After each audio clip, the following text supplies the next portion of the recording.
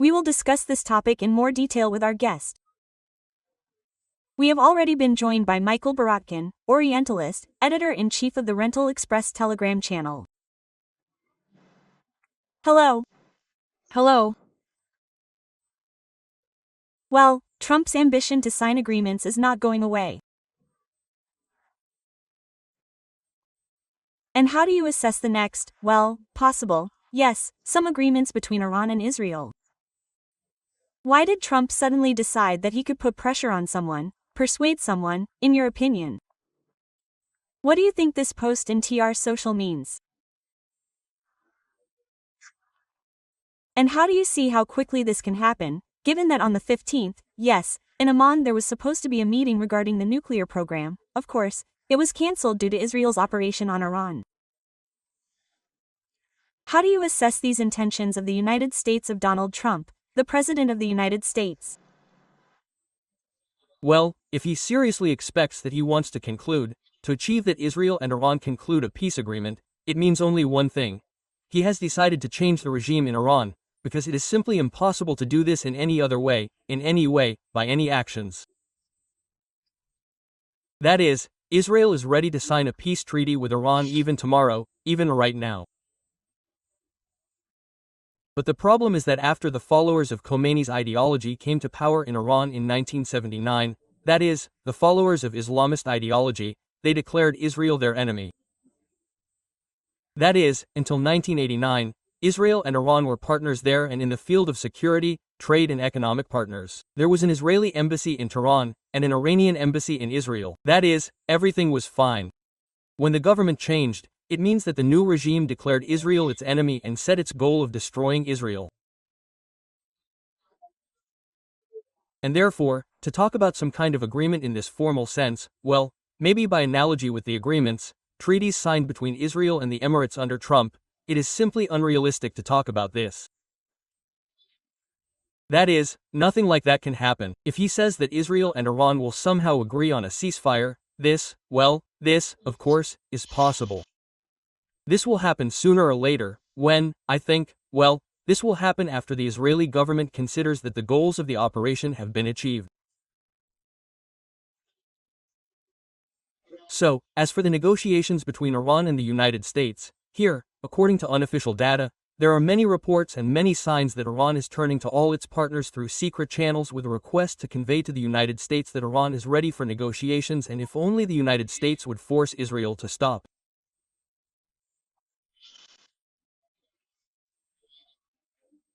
But so far we see that America is not reacting to this and, in general, it is doing the right thing, because the Iranian leaders have still not demonstrated their readiness to fulfill the main demand put forward by the United States, a complete refusal to enrich uranium. Without this demand, negotiations are simply pointless. It will simply be they who will simply drag out time, as they tried to do. Here, negotiations between the United States and Iran lasted almost 2 months. And these entire 2 months were wasted. That's it. So I think that at the moment, no, the Iranian leadership is not yet ready to fulfill the American demands. And here is another point. Now Germany, France, Great Britain, in addition, are calling for de-escalation of the situation in the Middle East and are ready to hold immediate negotiations with Iran on its nuclear program. What can these European countries offer? What influence do they have in principle on Iran, and do they have any if for now between the US and Iran directly? Well, there are no negotiations expected in the near future, as you say, without a change of regime. And how do you see what these countries can offer, and how can Tiger react to this?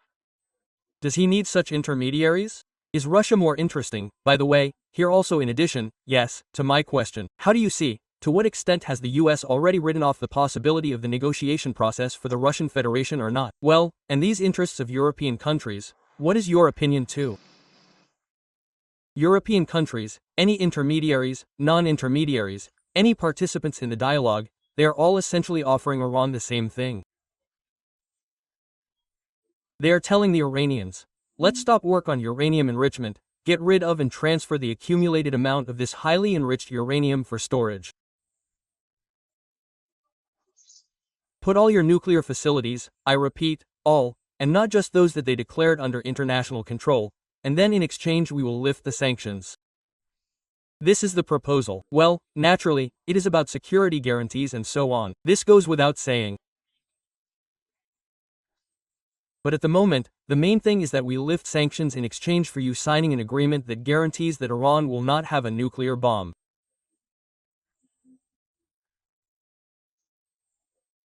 So, until now, Iran has rejected all of this, because it claimed that work on enriching uranium is their right, and they are not going to give up this right. This is what it was all about.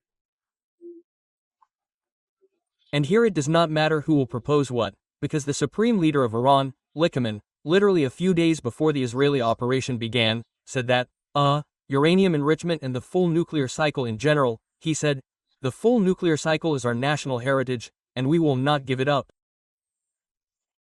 This, in principle, is his word law.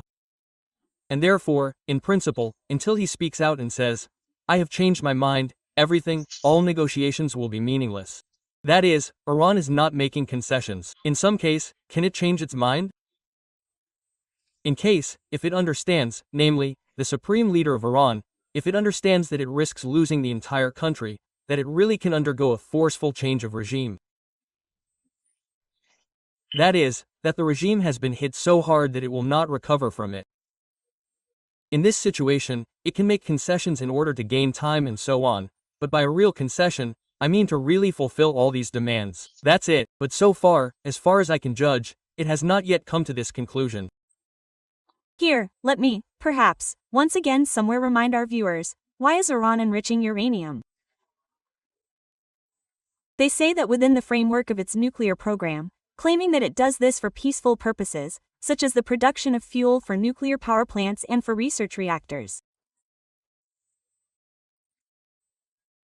But many skeptics talk about why Iran would enrich Iran and its nuclear program in principle, even if we consider it within the framework of peaceful purposes, given that this country is rich in other energy resources and, in principle, there is no need for so much, and a power plant or something else.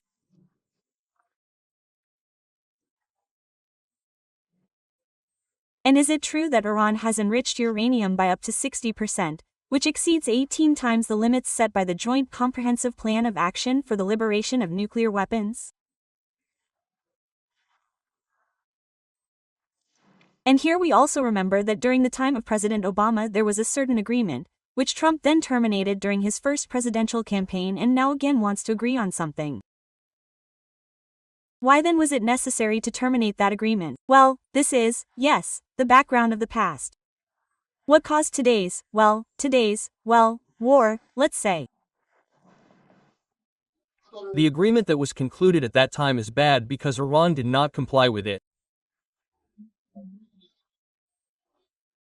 And it was initially, so full of holes that it was clear that it would not stop the Iranians from continuing to secretly develop a military nuclear program, which the Israeli government was talking about with Obama at the time, and then, when it realized that Obama still believed that he needed normal relations with Iran more than the risk of Iran becoming a nuclear power, Israel then tried to pester him even through France, but also unsuccessfully. In the end, that's it, but the important thing is, the main thing is this. That is, then there was the famous case with the Iranian nuclear archive, which Israeli agents stole from Tehran. And then after Trump saw all these materials, that's it, and then he withdrew from the agreement. That's it. Now he would like to conclude a deal that guarantees that is, Iran will not have nuclear weapons. The problem is that Iran believes that it does not need such a deal. Iran needs nuclear weapons. This is, such a strategic decision that was made a long time ago. That is, the Iranian regime believes that having the ability to create nuclear weapons, even just the ability to create nuclear weapons, is a guarantee of the regime's survival. That is, they want to have all the necessary things there so that a decision will be made, and at that moment this bomb will be assembled. That is, for example, you need to have a sufficient amount of weapons-grade material, that is, highly enriched uranium. There the thing goes not even to 60, not to 80, in my opinion, 95%. But, what is interesting here is that it is much easier to go from 60% to 90 than from 0 to 20, for example, right? That is, as soon as you have passed the level of 20% uranium enrichment, it is much easier to do all this further. This means that you need to have a sufficient amount of weapons-grade material, you need to have a sufficient number of detonators, fuses, and so on. That is, they practically have all of this. That is why, in fact, the need for a military operation arose. That is, all the negotiations and discussions rested precisely on this. As for the peaceful program, nuclear energy, this is already an internal matter of the state. If they want to have nuclear power plants and use them, and not oil and gas, this is their right. Absolutely no one argues with this at all. There is a nuclear power plant in Bushehr, it is operating, no one is bombing it and will not bomb it, because it is, well, it is a civilian facility, and it does not interfere with anyone. It is the military side of the nuclear program that interferes, which Iran hid from the whole world. And not only did Irangate declare not only that Iran is not complying with its obligations under that treaty, this can be said in full, since Trump withdrew from it, so why should Iran comply with it? But IAEA literally stated on June 12, that is, the day before the start of the Israeli operation, IAEA stated that Iran is violating the Treaty on the Non-Proliferation of Nuclear Weapons. This is already more serious. Iran signed this agreement back in 1996, but the International Gas Transport Commission came to the conclusion that it does not comply with its obligations, refuses to cooperate, moreover, constantly reduces the level of cooperation with the IAEA. And all this raises very serious suspicions. Regarding the development of scenarios, yes, what can this conflict lead to? How high is the probability of escalation in principle? Does this threaten, in principle, a large-scale war with the participation of the United States or regional blocs, or even France and Great Britain? Which scenarios are more likely here? And among the negative scenarios regarding the rise in the cost of energy resources, we already see oil, yes, it has jumped. And there is also a negative scenario, the closure of the Strait of Hormuz, drone attacks, yes, a minefield on the ship, stopping oil traffic.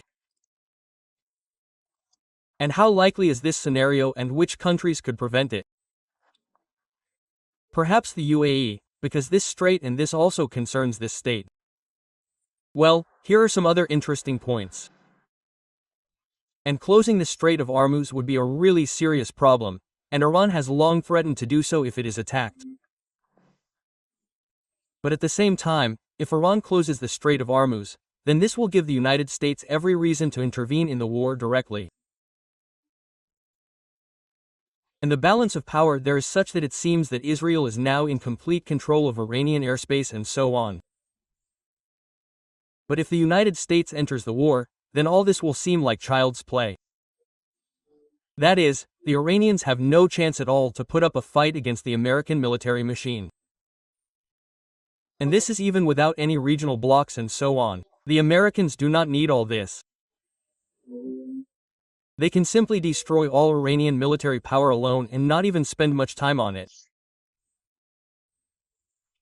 It is difficult to say how much Iran understands this, because, well, at the very least, they clearly underestimated the Israeli military force. Moreover, despite the fact that there was already an Israeli operation against Hezbollah, which showed that not only are there aircraft, high-precision missiles, and so on, but there is also a very seriously developed intelligence network that operates deep within the pro-Iranian structures, and therefore, possibly, inside Iran itself as well. And so on. Well, it is clear that they underestimated this.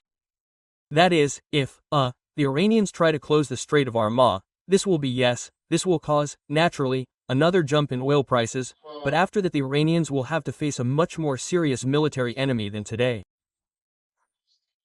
And this is probably the main, so to speak, probability of this conflict growing and going beyond the Iran-Israel standoff.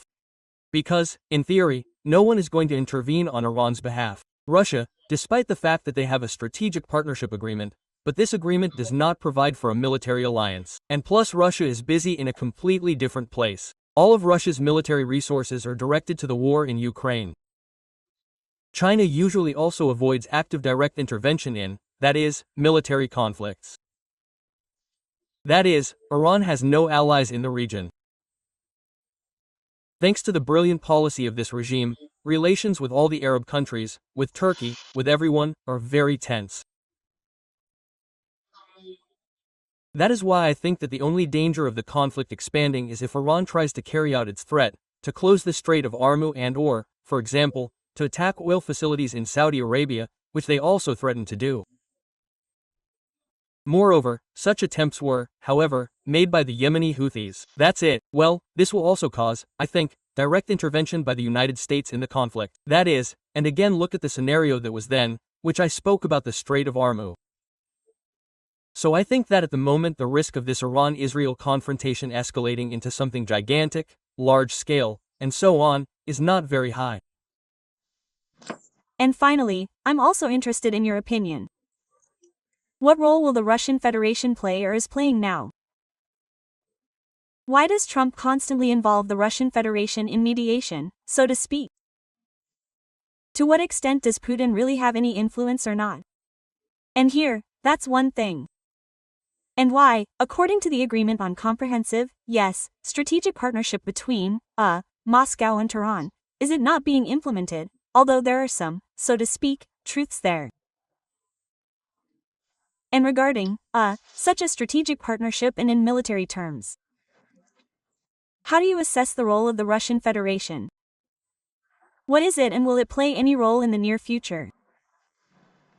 It is precisely in this agreement that there is no military alliance. There is, well, cooperation at the level of supplying each other with weapons, that's fine. But there is no article there that would require one country to enter a war in the event of an attack on a second country. There is, a requirement not to interfere. If in general, if Iran is attacked, then Russia should not help Iran's enemies. This is true, but if Iran was attacked, Russia is obliged to intervene and fight on the side of Iran. There is no such article in the treaty. Therefore, they are fulfilling this agreement there as best they can, but it does not require Russia to participate directly militarily in this conflict. And because the Soviet Union and Iran once concluded similar agreements there in the 20 to 120s. Then in 1941, the USSR used it as a pretext for occupying Iran, and then the Iranians could not expel them for a long time. And even when World War II ended, Stalin was in no hurry to leave Iran. Well, that is why Iran does not conclude such agreements with anyone at all. Why does Trump turn to Russia for consequences?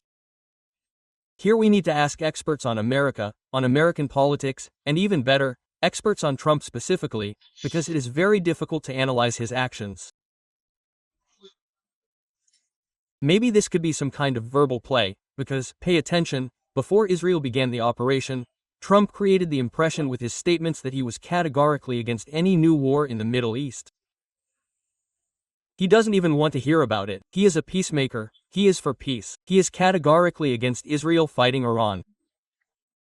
Then it turned out that he was aware, that he supported everything, that everything suited him, that he would not supply Israel with all the weapons that Israel needed, and so on. That is, seriously understanding, I don't take it upon myself, frankly speaking, to judge where he speaks sincerely when he talks about Russia, and where this is also a smokescreen, behind which he hides some of his sincere intentions. I don't know, maybe he wants to show Putin that look what happens to those who refuse to make concessions when I offer some, when I offer to make a deal. That's it. That is, and therefore it is difficult for me to say what role Trump assigns to Russia in all this happening now in the Middle East. Thank you, Michael, for finding time for us. Let me remind our viewers Mihaэль Borodkин, Orientalist, editor-in-chief of the website and Telegram channel Oriental Express,